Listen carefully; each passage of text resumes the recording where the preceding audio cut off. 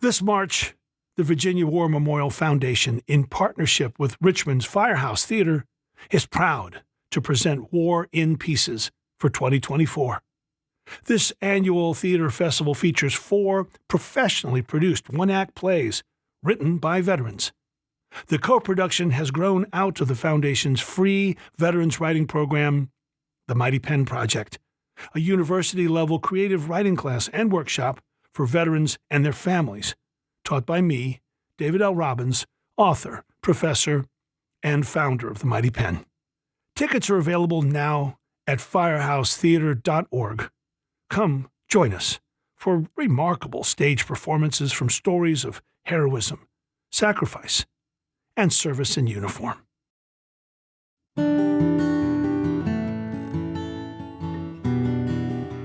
We want to remember our family and maybe some of the great things that we have done. It's a choice, but there's also a memory that's not a choice. I don't really ever want to shoot a gun again, but I'm pretty confident that is, of my entire arsenal of skills, that's probably the one that I feel the most confident in at any moment. What's it like when the thing you will always be best at is how the Marines taught you to handle a rifle? We would tear down these combat outposts, these forward operating bases, and it was always just kind of madness during that time frame. And that was circa 2012. We weren't leaving in peace. And a warrior recalls the chaos of shutting down a base in the middle of the war in Afghanistan. Hello, welcome to the Mighty Pen Podcast. I'm David L. Robbins, your host and founder of the Mighty Pen Project, a writing program for veterans and their spouses in partnership with the Virginia War Memorial Foundation here in Richmond, Virginia. In this podcast, I'll sit down with 2 fighters from the War on Terror. Dustin Dunbar served 8 years in the U.S. Army as a Screaming Eagle of the 101st Airborne, and Miko Yoshida, a Japanese-American Marine who, like Dustin, served 3 combat deployments. Miko is the author of our first haunting story, Énouement. Afterwards, he and I will sit down for a powerful conversation about the Marine Corps and its legacy in his life. Then we'll listen to the fast-paced We Leave in Peace, followed by a talk with author Dustin Dunbar. Let's listen to Énouement, read by Dustin Dunbar. The first thing you did when you woke up was touch your weapon. Before you knew what time it was, or even where you were, you made sure it was there. In your total of 23 months in Afghanistan, your digs varied from a courtyard covered in sheep shit to a personal can with Wi-Fi and AC that ran 24/7. In every place, the rifle grab was your confirmation that you were alive and had the means to keep living. They taught you the rules. Treat, never, keep, keep. Treat every weapon as if it were loaded. Never point your rifle at anything you do not intend to shoot. Keep your fingers straight and off the trigger until you are ready to fire. Keep your weapon on safe until you are ready to fire. Know your target and what lies beyond it. You knew these rules by heart and probably always will. You cringed at the action movie star running across rooftops, finger curled around the trigger, primed for a negligent discharge. When the too cool and too good looking for his own skin detective was clearing a room, you thought, there are rules, damn it. Stop flagging your battle buddy. They taught you how to shoot, lying prone, sitting cross-legged, and standing up. You used your thumb to gently guide the upper part of the buttstock to the perfect niche between your deltoid and chest. Each time, your shoulder pocket would cradle the weapon perfectly and position your body to absorb the recoil. The configuration of your legs, torso, hips, and arms felt awkward at first, but over time, like a practiced yogi, your body adapted and became a rifle stand. It knew how to move around the weapon so it would be optimal for employment. Employment, as in killing. You killed the shit out of those dog targets, shaped like a human's shoulders and head at 300 meters. In Afghanistan, you killed actual dogs because they were going to attack you, because they might have given away your position, because you trained to shoot to kill, and you just wanted to kill something after your buddy lost part of his leg. Not to a dog, but to those pesky IEDs. Your practice skills came in useful when you found yourself bored on post. Like the range, you were cool, calm, and collected as you sighted in on the farmer tending to his crops.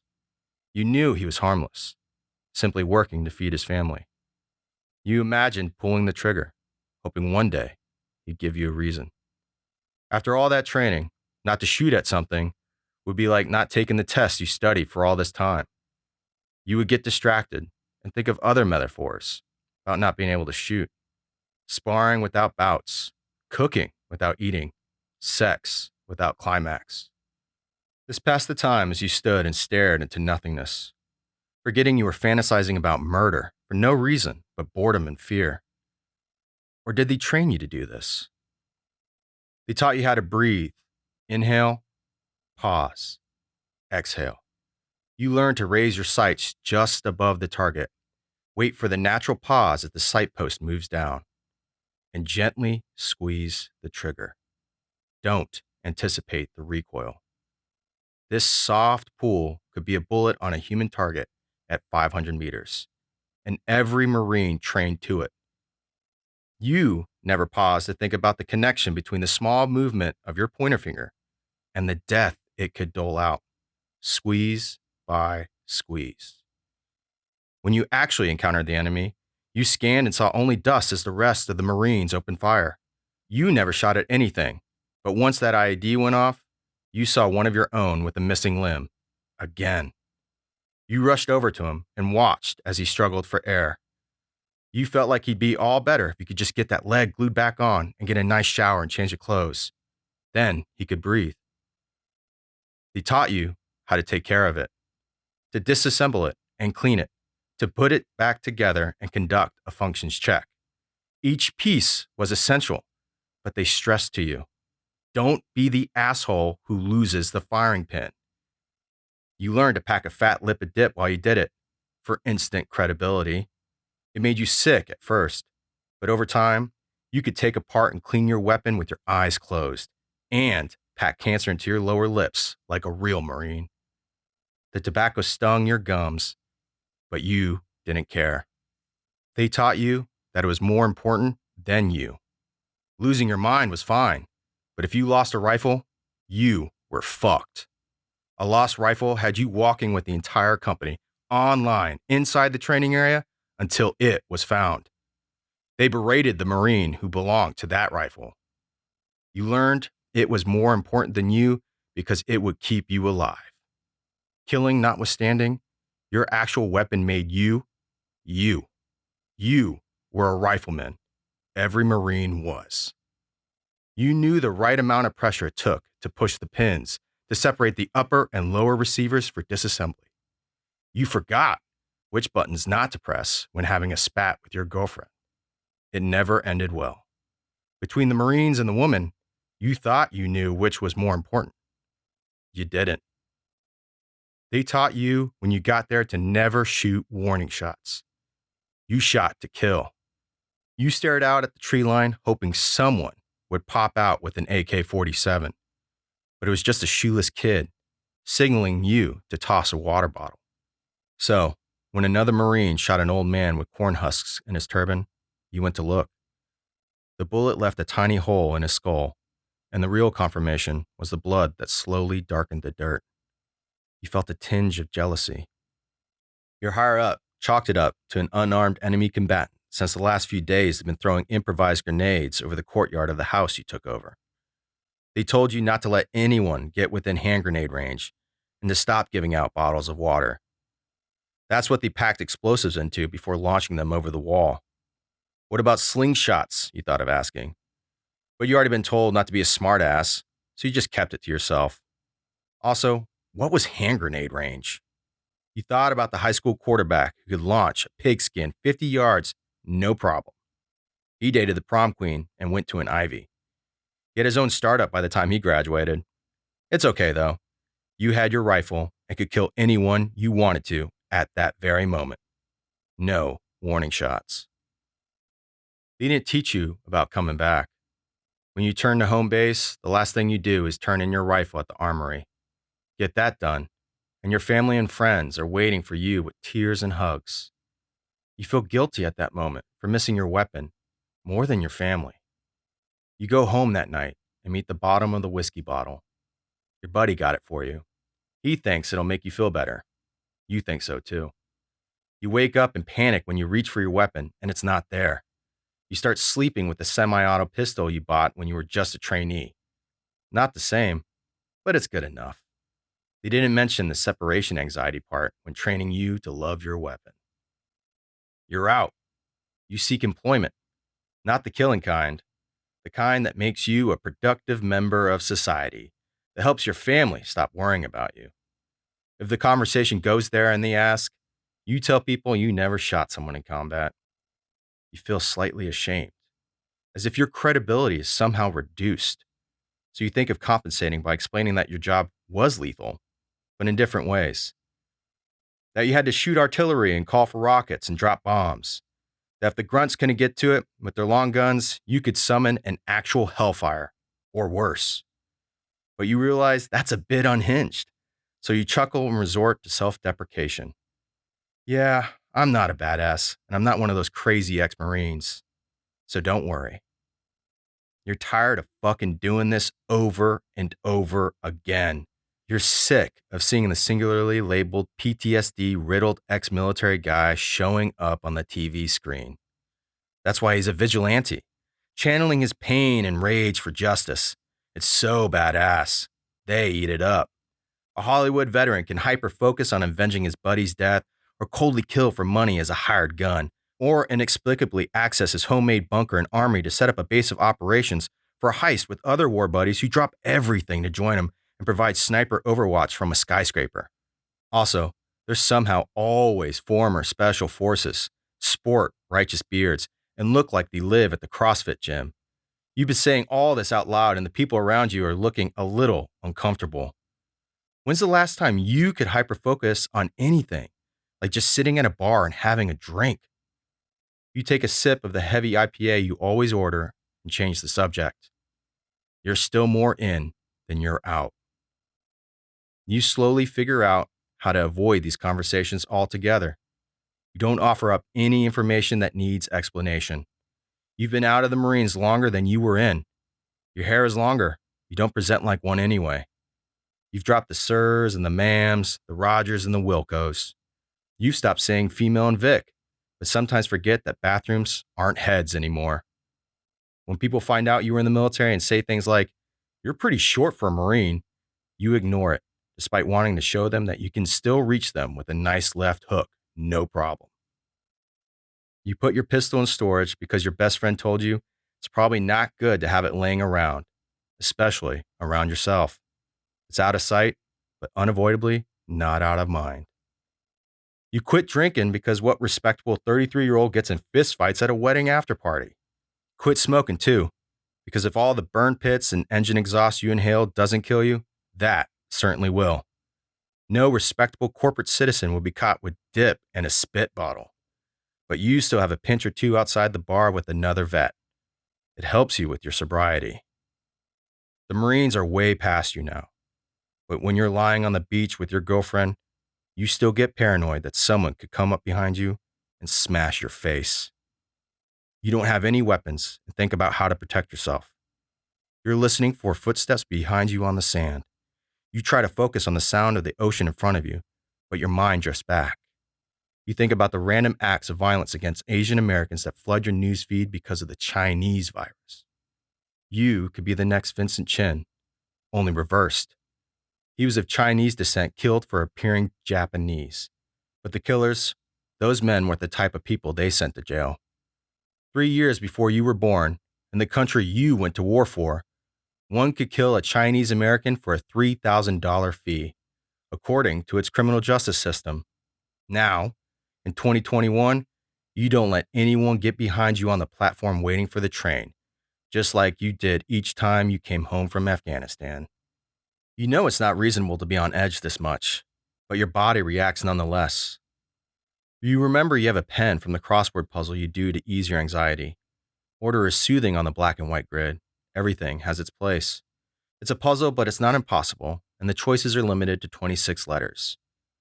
But the ink stick you use to scrawl them can pierce anyone's throat with enough velocity. You click it a few times and tuck it beside your thigh where your Marine Corps issued pistol used to go. Another mass shooting. You go down a research black hole. You come across the Wikipedia page for the deadliest shooting to date. In 2017, a man killed 60 people in Las Vegas, injuring hundreds in the process. What would compel someone to go on a rampage and murder innocent people with a weapon of war? You discover that 1/3 of your country's mass shooters during your lifetime had some sort of military training. You know nothing will change. You know they'll stand by their rights. The rights conceived in a time by men who believed that any human with a shade darker than white was subhuman. They say to protect the national border, they'll need free access to these arms. You know they're the same guns we take overseas, ignore borders, and wage war with for 20 straight years. As you scan the victims of the Las Vegas massacre, you see one of the dead was your elementary school crush, a mother of 3. She was married to a Marine. You know there will be more senseless sprees. Everything they taught you aimed at death. Shooting was just the most obvious method you trained for. They showed you that with good sight picture and proper sight alignment, it's as easy as applying some pressure to a piece of metal. You remember this pressure as you wrap the floss around a curled finger each night. They made killing muscle memory, so you didn't have to think about it when the time came. Trouble is, you think about it even if the time doesn't come. You wonder how many more are learning how to do this. You wonder how they'll carry this knowledge in their body and their minds now and until the end. You wonder if they think about the same things you think about because they are training the same way you did. You think about the next Marine who was issued your rifle and if they took care of it, if they used it to shoot someone or themselves, accidentally or on purpose. You wonder, when they get out, how they'll apply the skill of marksmanship killing in a world that will likely never ask them to use it. You'll die one day, still knowing how to carry, shoot, and clean the weapon, even if you can't physically do it, even if you wish you didn't know how. Just before you pass, you'll realize that the gun will outlive you. They'll outlive us all. Miko, Énouement is a stunning piece. It is a contemplation on so many things, but to center on the contemplation between a soldier and his weapon and the changes that makes. What I love about the piece is that it extends beyond the military service. It expends so much of its insights to after the weapon's out of your hands, how holding it for so long and how being so interdependent and reliant on that weapon, when it's no longer there, Énouement tells us that the reliance doesn't disappear. You changed afterwards. And I found it really moving. It's one of my favorite pieces. Where does the title come from? You know, it's not that great of a story. I saw it might even be like not a real word, to be honest, but there was this kind of dictionary of alternative or obscure concepts that popped up on one of my feeds somewhere. And I was kind of like looking into it. And I was thinking about, oh yeah, there are things that we cannot yet describe with words, like very specific feelings that are more than something just like regret or despair, right? There's all these other kind of intertwined things that we can't quite articulate in one word. And that was the closest word to, for me, that I found that may not even be a real word that kind of helped me think about my time in the military and beyond. It's difficult to describe the feelings, so make up a word to describe them. That fits the feel of the whole piece. Yeah. I mean, I think that's how words came to be anyway, right? Yeah. Let's cut this in two right now. Talk to me about Miko Yoshida, the Marine, and the relationship with the weapon, how the Marines so solidly put that in your hands and taught you to be interdependent with that weapon. Talk to me about that experience. I was a kid from a small town, son of immigrants who were educated, but not in the US. And I kind of was trying to figure out my way in the world. And, I grew up in the 9/11 generation where we all watched those towers fall in high school, and kind of the following surge of, whatever we want to call it, war or patriotic zeal or just desire for vengeance. That was very much a part of how I grew up. And anyway, I found myself in the Marines. I did 3 combat deployments, and then I, went on to do other things. But as far as the weapon goes, I think it's such a intense, crazy thing for a kid who's never seen a gun before, who's never touched one, who's never felt one, heard one. And now you're in the military and you're shooting, especially in the Marines, you're shooting all the time. You're learning the weapon, you're playing, or doing field exercises with it. It's right next to you all the time. And it is the most important thing. And so it's kind of like, having an attachment conditioned into you that is very real, palpable, tangible, and also practically super important in the situation that you find yourselves in. And so I was thinking about, being the Mighty 10 project at the Virginia War Memorial, what is memory? What are we even trying to remember? What can we control in terms of remembering, or what we can't, right? And I think a lot of things that memorial involves is like what we want to remember. We want to remember our friends. We want to remember our family and maybe some of the great things that we have done. It's a choice, but there's also memory that's not a choice. I don't really ever want to shoot a gun again, but I'm pretty confident that is of my entire arsenal of skills. Like that's probably the one that I feel the most confident in at any moment, just because I've done it so many times and I had to do it so many times. And so that wasn't necessarily by choice, but we have to hold room for both of those things that we choose to remember and the things that we can't actually forget, no matter how hard we try. That's an amazing statement to say that of all the skills that a young man can have, the one that you feel most confident in, even at this point in life, is to be able to point and shoot a weapon. Yeah. And that's a powerful statement. Also scary to me. Yeah. Dude, Yeah. It's scary for me to hear. And where did you deploy? I did Afghanistan 3 times. 3 times as a Marine. Let's do the aftermath. Énouement, which might soon become my favorite word to say, because it's like a glass. I can fill it how I want, right? Yeah. Énouement talks marvelously and eloquently about these changes, about what it's like to be a young man out of the Marines and still invested with these survival skills and these killing skills, living in New York where you no longer need them. Walk me through who you are now out of the Marines, yet still suffused with being a Marine. One of the things I think about a lot is the way that we were trained and conditioned to notice our environments. So as a Marine on patrol, you're walking down more or less an unfamiliar place, seeing and hearing unfamiliar things. And then over time, those things become more familiar. But now you're also hyper tuned to what is unfamiliar within the unfamiliar thing that you first were in, right? So if you're walking through a village, at first everything seems different and kind of scary. But as you go through your deployment, you kind of learn to know, oh, that person is a farmer that's going out to his field at night because it's cooler, or this is a grandfather with his family walking to the market, and they're no longer a threat. But our general orientation is towards threats, right? Our curiosity in the world is oriented towards things that might kill us.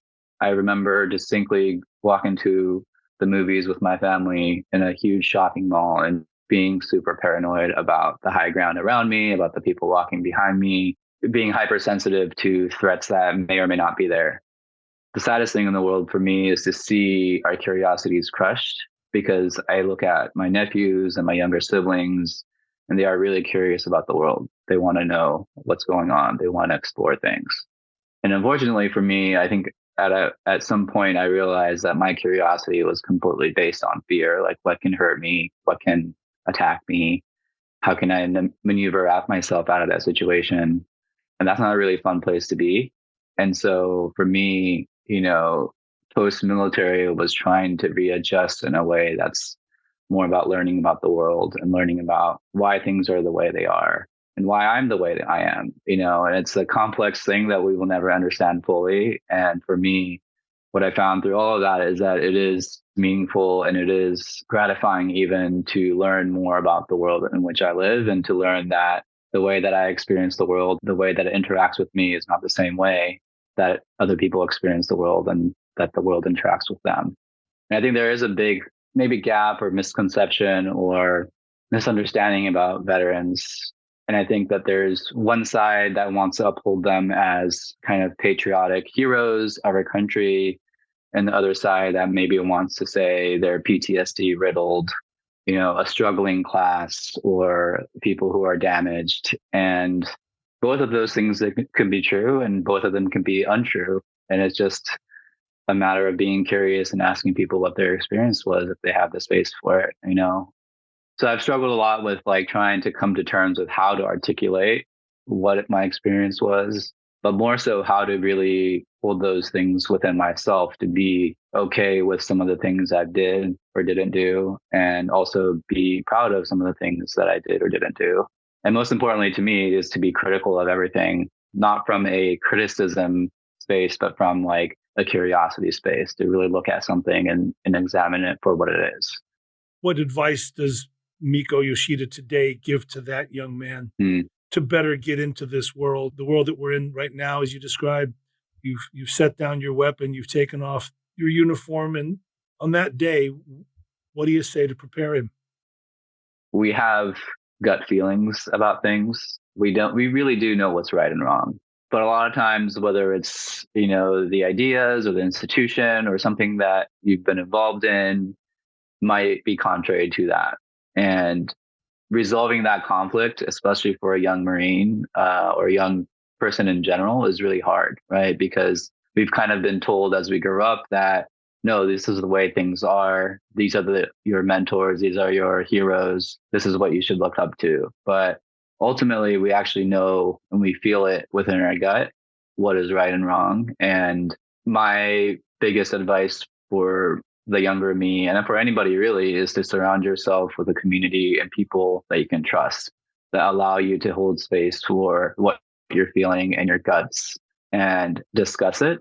Because I think we all have these feelings, but we're not necessarily always in a place where we can talk about it or even contemplate. We don't even have time, right? Like during the middle of a patrol, you don't have time to have an existential crisis or think about, the US policy on whatever overseas. Like we just don't have time. But we see a lot of the aftermath now. And I think, people who have been on the ground, who've seen the things that they've seen, do have a perspective that, I don't know, is not necessarily really taken into consideration when we're talking about budgets or, mobilizing or whatever. And the aftermath of that is we all go and scatter to the far sides of the country and live out our lives, many of them in isolation from communities that they felt safe in. Ironically, right? You're safe within the Marines. I don't think a year goes by without me finding out that somebody has either died or, been in some severe incident, whether it's substance abuse or alcohol or violence after the Marines. And I think it's because we don't feel safe anymore. We had a brotherhood, we had a community, and it's not something that you can find everywhere, unfortunately. And it's really hard to garner that with people who don't have a common experience. You go back to your hometown and everybody thinks you're a hero, but you actually have some thoughts about all the things that you did, and you don't have anybody to talk about it with. And then so it becomes lonely and isolating. And not everybody is like that, of course, but I think that more often than not, that comes to mind. And so it really kind of has made me think about memory and remembrance and selective forgetting and selective remembering, and, how we kind of do that within ourselves, but also as institutions or as governments, what we choose to remember and forget, I think is really, really important. That's a beautiful sentiment. Miko, I'm going to thank you for your time. I'm going to look forward to more stories from you. We'll be visiting with you again. Thank you so much, brother. And all I can say is Semper Fi. Semper Fi, David. And I just wanted to say also thanks for, allowing me to write in your class. Your class is really great. I told everybody, it was the most professional writing workshop, I think, that I've been in. Not that I've been in many, but I really appreciated the feedback and the focus on the craft, because I've never really been in formal writing classes until grad school, which I did after that. So appreciate you.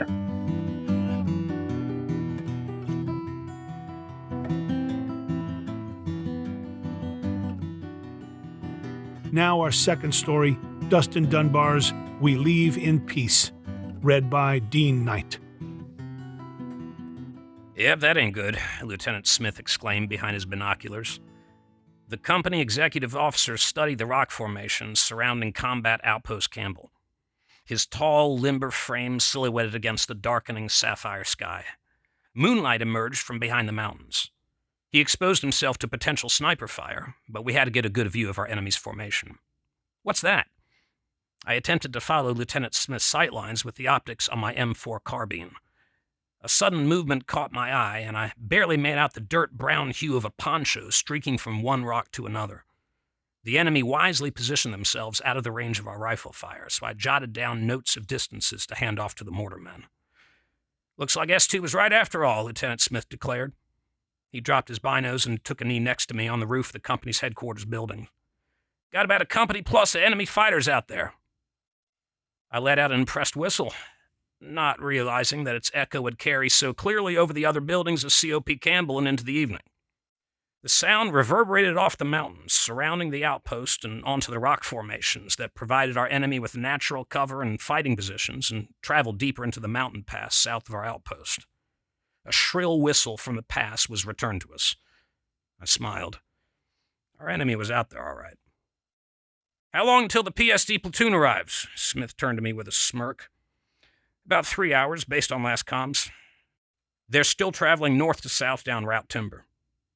My smile disappeared at the thought of Lieutenant J. Alvarez's slowly approaching platoon. Not sure how much a personal security detail will be worth as a reserve fighting force. They'll have to be. I followed Smith to the ladder jutting out of the middle of the roof and slid down after him. Immediately, I bumped into the company commander, Captain Porter. How's it look? He asked through bloodshot eyes. The last 48 hours of sleepless nights and indirect artillery fire had taken a toll on the entire company, but the exhaustion visibly weighed on Captain Porter's heavy frame, making him seem even fatter and gloomier than usual. Intel's right, sir. Got about a company plus come down the Showar Pass. They've set up initial fighting positions to surround us, Smith answered as he lumbered towards a seat behind a computer screen and radio. They're hanging outside our claymores and chicken wire. Shit, was all Captain Porter could muster. The following silence in the CP was only heightened by the soft static of radios and the blue glow of computer screens that decorated the interior of the tiny building. It was hard to imagine that such a wild jungle of electronics, wires, and sweaty men existed in such a small, cramped space, but the company made it work. And now the entire cornucopia of the headquarters platoon hung on Captain Porter's next word. It never arrived. Raging to shake him, I left Captain Porter ruminating in the corner of the CP to head over to the JTAC operating the fires and air radio. The rest of the HQ's platoon slowly turned back to work, the uneasy quiet gently replaced by chirping radios and keystrokes. Monster, I greeted the ornery JTAC sergeant with his call sign and a copy of enemy grid coordinates. Any chance of seeing some warthogs and B1s? Got a few on station, just need the go-ahead. Monster snatched the paper from my hand without looking and dismissed me with a wave. I resented him, and the feeling was reciprocal. I was a logistician who stepped out of his lane with questions on fires and air deconfliction, and he was a stuck-up Ivy League dropout who posted war stories on Facebook in media res. Didn't know loggies knew how to map TRPs, he sneered from behind a grimy red mustache that hid yellowing teeth. Yeah, well, when duty calls for a silent professional. Winston, Smith waved for me, and I gladly left Monster to his work. What's up? You mind doing a sweep of the platoons? Check on the mortar's ammo and then see if we can raise Alvarez on comms? I would, but... Smith eyed Captain Porter still in his corner. I immediately understood that Smith needed to concentrate on holding the company together. I was also happy to have a task other than counting the hours down to the oncoming attack. I departed the beehive of the CP and marched into the clear chill of the encroaching night. I let out a long, heavy breath. It instantly crystallized in the frigid air. The wisp dissipated into the moon that fully occupied the mountaintop, overwatching COP Campbell. The company had bestowed the ironic title of Mount Hope to the center of a mountain that anchored the outpost's defensive walls.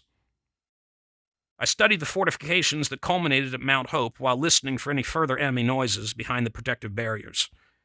Dissatisfied with the still air, I crossed the open ground of the outpost dirt HLZ toward 1st Platoon's fighting position. My boots munched on the gravel of the helicopter landing zone that nestled right beneath Mount Hope. I marveled at how pristine and level the HLZ was, despite the barrage of sustained enemy artillery fire over the past few days. I maneuvered between sandbag walls, rocky steps, and concrete bunkers as I walked along the perimeter walls to find each platoon. I intentionally dodged questions about why I was checking in on each platoon its LT and sergeant instead of Captain Porter or Lieutenant Smith. After finding sufficient evidence of good radio comms and sectors of fire, I headed to the mortar section's firing position. Huddled amongst a metric ton of ammunition, 2 81mm mortar tubes, and a single giant of a 120mm tube, 7 soldiers played cards and whispers. Greeted with fist bumps, I settled onto a seat of an MRE box. One of the mortar men asked, "Still wish you'd been on that last bird out here, sir?" "Shit," I shrugged. I gladly took up an offer of Copenhagen long cut from another mortarman. "Too bad that cargo was too heavy." "Heavier than Captain Porter," Sergeant Livingston responded. Laughter rippled through the group. He continued with a gentle punch on my shoulder. "Well, we're glad you didn't make it out. You've been clutch after Healy got hit." "I hope so. I didn't have to do much after we airlifted all the cargo out," I chuckled back. "And Healy took my spot on that bird, so I had to make up for it. Didn't think a loggy would know how to drop rounds. An officer, no less. That's not hard." I spit into a spare Gatorade bottle. "Just follow orders." "Halfway to Mortimer already, sir." "I still can't believe we're leaving this place. 6 months." One of the others shook his head and leaned in. "Think we'll be able to close this COP over the next day?" "Not without a fight." "Good." Sergeant Livingston's large grin was bracketed by deep dimples and even further highlighted by his growing 5 o'clock shadow. "Hate to leave this place in peace." I inquired about the ammo situation, and Sergeant Livingston assured me that their stock was good. He cued one of the other mortarmen to keep the distractions going. They shuffled the cards beneath a red lensed light to deal the deck along the cardboard table that occupied the mortar pit. As the last card was dealt, everyone paused at the eruption of gunfire and explosions in the distance. Echoes ripped through the night from the north. "PSD platoon," I answered the mortarman's voiceless wonder. I realized I forgot to reach out to Alvarez's platoon and immediately jumped on the battalion net. "PSD, this is Dark Horse 5. Do you read?" "Dark Horse, this is Guardian 6. We read." Alvarez's nasally voice cut through my handheld radio. "Guardian, what's your current location?" 5 minutes out, receiving heavy direct and indirect fire." "What the fuck?" I shouted into the night. "How'd they get here so fucking quick?" I knew that Smith was listening to the battalion net as well, so I passed comms to him at the CP. I ripped out a map from my back pocket and began to plot grids and firing angles on possible choke points along PSD's path along Route Timber. Sergeant Livingston and the mortarmen got to work. Helmets strapped on, earplugs pushed in, and some inserted mouthpieces. Orders and coordinates poured over the radio. "High explosive rounds. Fire for effect." I jumped on an 81mm mortar with another soldier. Tube angles set. HE round dropped down the tube and we turned to face down, all within one flowing motion. Thump! Boom! Whoosh! Rounds outbound. It was easy work. Mechanical. As we continued to send rounds downrange onto our unseen enemy, a torrent of wind crashed down onto our position and flung up dust to swirl around us. The raging wind was followed by the heavy roar of jet engines passing overhead. I noticed the disappearing tails of 2 A-10 Warthogs. Monster was doing his job.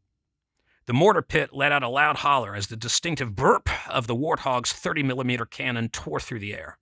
Incoming artillery quickly interrupted our cheer.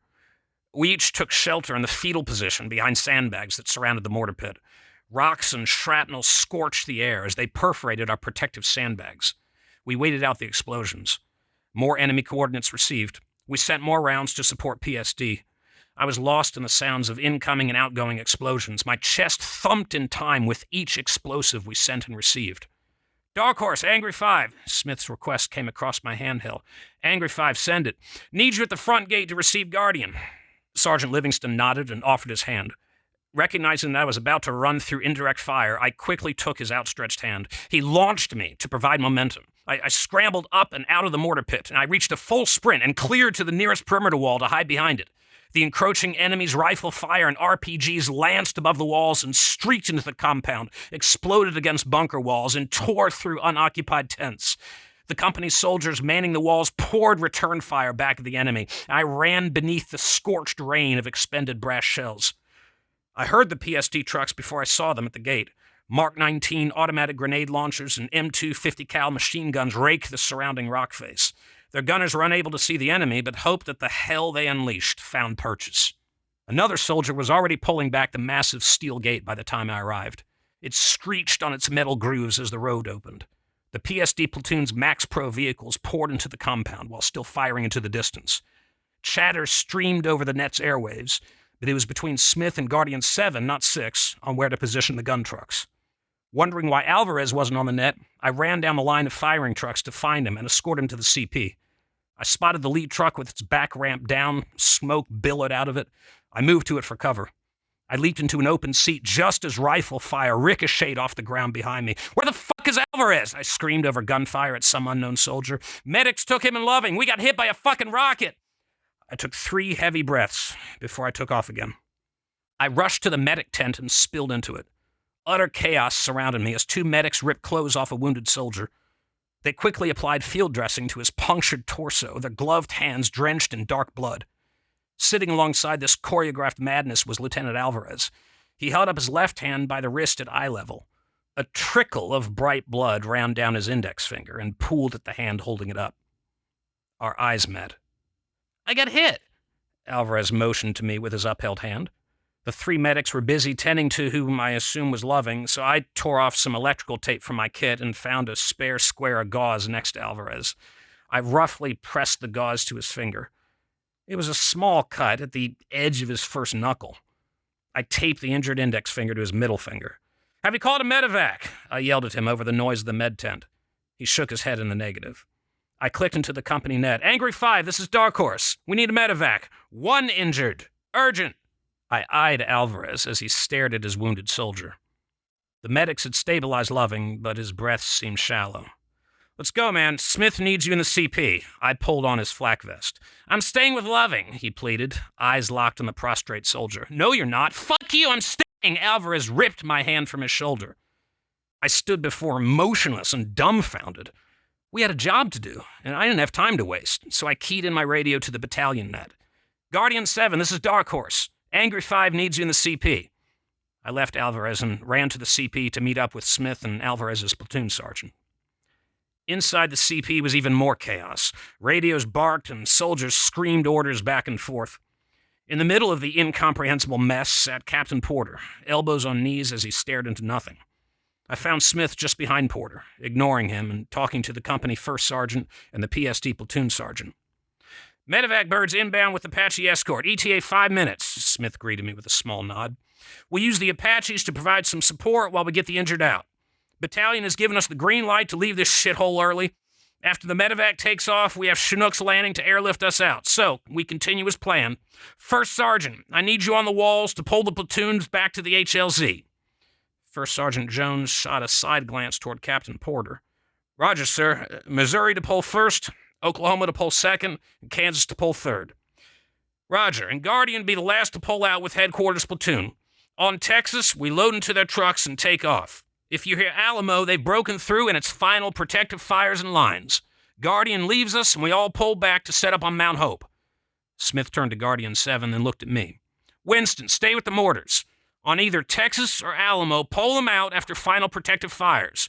Roger. We each nodded in the affirmative. I tore out of the CP and dashed back to the mortar pit.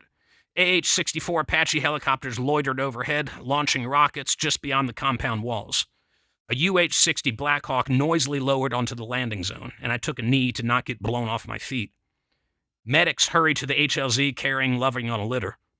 A few other injured soldiers limped behind. Alvarez tailed the line of departing wounded. They loaded Loving and the others onto the bird, and then to my disbelief, Alvarez sat next to him and let his legs dangle off the side of the helicopter. Just as quickly as it had landed, the bird lifted off, and a cyclone of dirt was left in its wake. As the Black Hawk banked away from incoming fire, Alvarez gently waved to me with his injured hand, still cupped at the wrist. I returned the gesture with a middle finger. Snatched back to reality by grenade-launched explosions and raking gunfire, I scurried back to the mortar pit and jumped right into routine. Coordinates received, angles calculated, rounds sent. Again, I was lost in time to the automaton functions of war. Grab around, drop around, turn down. Set the angles, confirm the coordinates. Grab around, drop around, turn down. As we continued our sustained salvo, I never heard Missouri, Kansas, or Oklahoma come across the radio. I only functioned. And I barely registered the CH-47 Chinooks that landed on and departed the HLZ. I just followed Livingston and the others' lead. As I turned away from another round launched, Livingston grabbed my shoulder and yanked me back. He screamed it to my face. My ears rang. I couldn't hear anything after so many rounds. "What?" I yelled at him. "Alamo, we gotta go." Sergeant Livingston kicked all 3 mortars in succession into nearly vertical alignment. We scrambled to dump last rounds for final protective fires. We broke down the mortars and lifted red-hot tubes on our shoulders. We had to move. The enemy had broken through. We had to get to Mount Hope. As explosions impacted around us, I crested the mortar pit's exit. The last thing I remembered was the feeling of flying.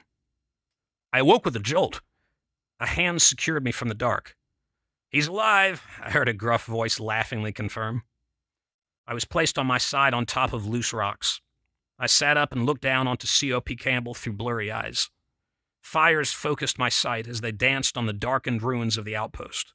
The full moon, high above, spotlighted the burnt buildings, charred impact holes, and a few bodies that adorned the now empty husk of a compound. "What the fuck happened?" I grumbled into the darkness through my parched throat. "We're fucking lucky, that's what." Sergeant Livingston sat next to me and offered his canteen. I gulped half of the warm water before passing it back. He followed with a swig. "I think a Chinese rocket hit close to the pit. Knocked us all out cold. Thought you might have been dead, sir." Shit. I turned to take in my surroundings. Lieutenant Smith stood just behind me up the mountain. He conversed with somebody on the radio. His tall, lean frame once again lit by the moon. First Sergeant Jones was seated next to Captain Porter with his arm wrapped around the fat, inconsolable commander. The remainders of the HQ's platoon and mortar section were spread out in a security circle around the mountaintop. "Got a Chinook inboard to grab us." Smith stepped down to my level and placed a hand on my shoulder. His face was covered in dirt and scratches. There was a tear in his shirt on the left side caked with dried blood, but he paid it no heed. "What the hell ever happened to Alvarez?" "He got hit." "What about the other platoons?" "All back at FOB Wardak. Guardian made it out as well." "What do you mean he got hit? Is he okay?" "Yeah, he's fine. He got nicked." I attempted to find a comfortable sitting position on the rocks while still trying to gain an idea of the events that led to our situation. "So what the fuck happened?" "We found y'all strewn about the HLZ as we retreated. Thought the pit might have been hit." "We all made it?" I didn't believe it. "Couple bullet holes, some shrapnel and TBI, but just walking wounded. Nothing major besides the one we medevac. We're extremely fucking lucky." "I thought they broke through. How'd we make it up here?" "Monster worked his magic." Smith nodded down the mountain face to the seated JTAC. "Bombing runs really covered our ass." "Monster and I dragged your fat ass up here," Sergeant Livingston chirped in with an offer of a cigarette box. I took 2 in the lighter. "Deus ex machina." I shook my head at our good fortune as I slid down the rock face to Monster. He was leaned back in a natural seat that Mount Hope seemed to offer just to him. Legs propped up and radio settled in his lap. His face was dark with soot and his red mustache was wet with perspiration, yet he was relaxed, toes tapped in rhythm to his own beat. "Sucks I missed the show." I offered a cigarette. He leaned in so I could light his and then mine. I let a moment pass to allow the foul nicotine to fill my lungs.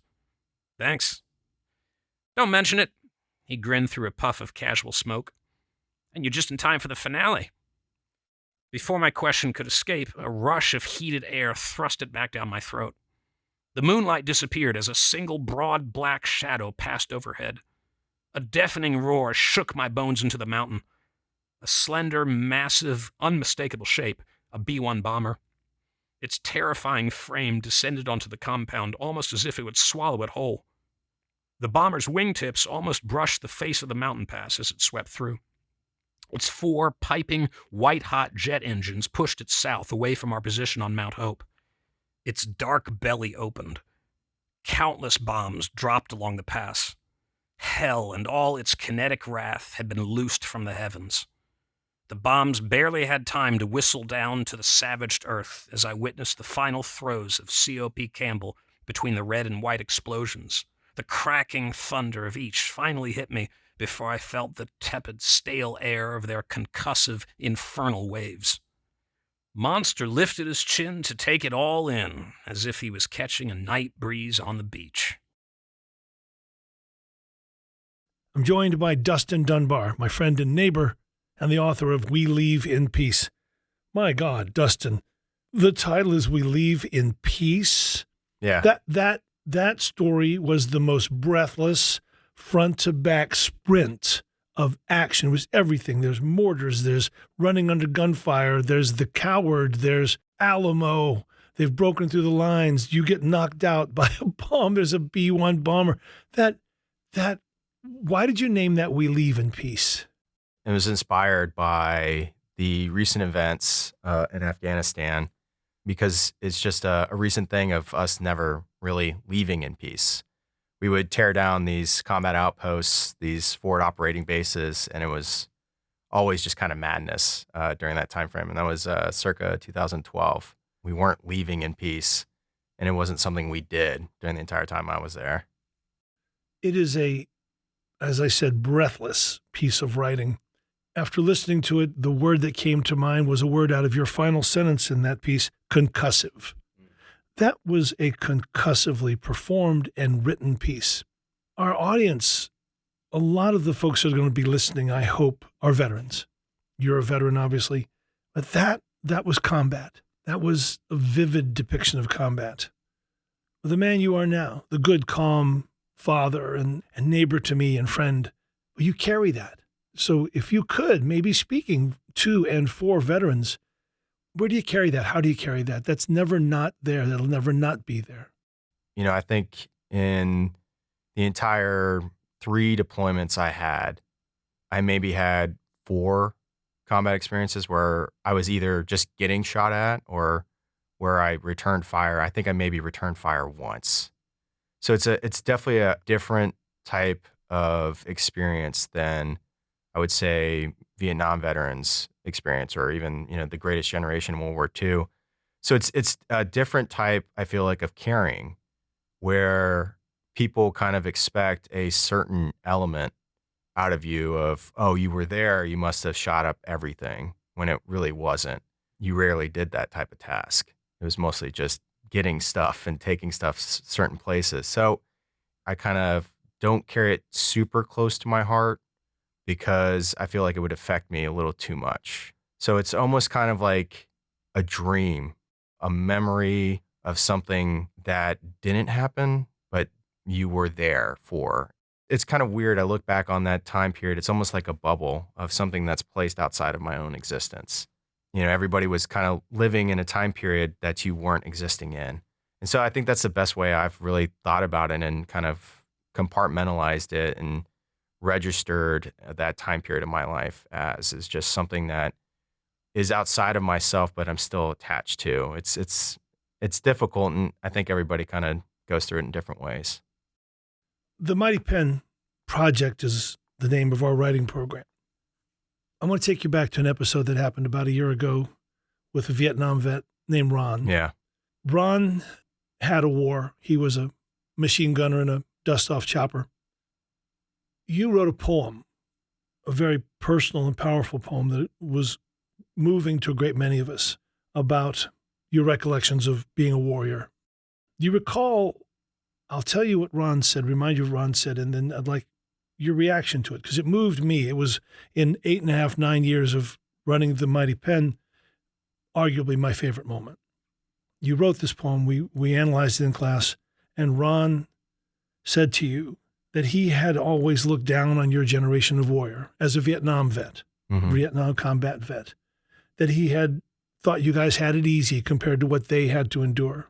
And you remember, Dustin, he said, until I read this poem. I'll leave it to say that moved me a great deal, but I didn't write that poem. You did. I want to know what that felt like for you, for him to say that to you. And he said it in front of 12, 15 of us. Ron was one of the guys that I really wanted to connect to, but could never connect to because he had that guard up. So when he said that to me, I cried. I was tearing up because that's the whole point of writing, essentially, is you're trying to connect your feelings, be it, time and place, or just this truth that and trying to connect it and have someone else understand it and be there with you and understand the things that you went through. And so I think that is probably one of the better things that I've ever experienced. And it kind of inspires you to continue to write or do things and put yourself out there, is to kind of put that emotion out there and have someone receive it, connect it, and understand it, and be able to tell you that I see you, I feel you, like I'm here with you. That was really an amazing moment. And I think ever since then, Ron and I have actually been able to have better conversations, not about war, but just about anything and everything, because I think he recognized who I was in that moment, and he recognized a little bit of himself in that too. And I've always seen Ron in myself, so it was a nice reciprocal moment. I think it was the Mighty Pen at its best. Yeah, I agree. Yeah. I'll ask questions. So you have one daughter, another on the way. Yes. If your daughter or daughters come to you one day, 20 years from now, Dad, I want to join the military, knowing what you know and predicting where the world will be in 20 years, what will you say? No. I would. You want to hesitate? I wouldn't hesitate. No. I would tell them no. The military's been good to me. It's been good to my family. My mom and dad were in the Air Force, served long, hard years, deployed. My father-in-law jumped in Panama. He served a long 20 plus years. So we've got a long history of service.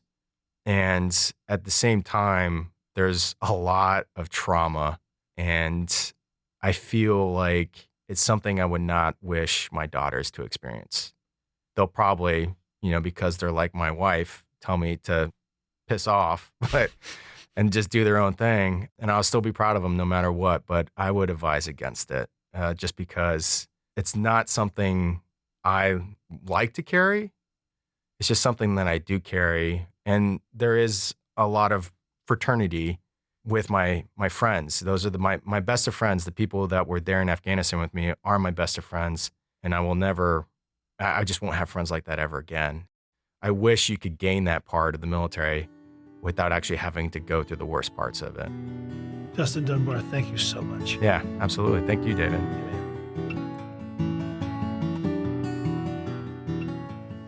The Mighty Pen Project is a free writing program for military veterans offered by the Virginia War Memorial Foundation, a 501c3 nonprofit. If you'd like to learn more about the Mighty Pen, or sign up for one of our writing classes on Zoom, or just send us your thoughts, email us at mpodcast@vawarmemorial.org or use the link in the podcast description. If you want to read today's stories and many more, use the link to go to the Mighty Pen archive. And if you enjoy this podcast, please share it. Original music for this episode was provided by David L. Robbins. If you'd like to support the Mighty Pen, follow the charitable donation link in the podcast description. I'm David L. Robbins, and I want to thank you for listening to the Mighty Pen podcast. It's an honor.